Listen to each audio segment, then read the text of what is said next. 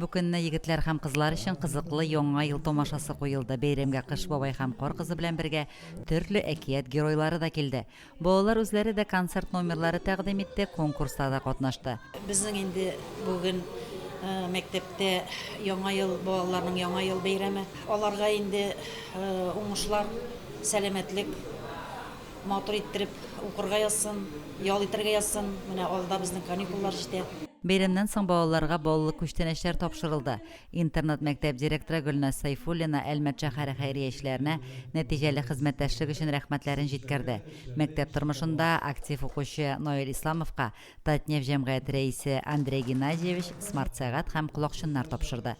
Шушы яңа ел белән Кыш бабай мөгъҗизаны алып килә дип, алар өмет итеп көтеп торалар. Һәрберсе үзләренчә әзерләнәләр. Менә безнең Түбән Табан интернат мәктәбендә дә балалар бик тырышып әзерләнделәр, дулкынландылар, бик көттеләр яңа елны. Бүгенге көндә минем ошо мәктәптә 2 кызым укый, Аллага шөкер, һәм аларга бөтен укытучыларга, бөтен руководстволарга минем рәхмәтләремне әйтәсем килә. Киләчәктә инде зур уңышлар укытучыларга, безнең балаларны яратып, bütün bilgen bilimlerim birip okutalar Allah'a şükür.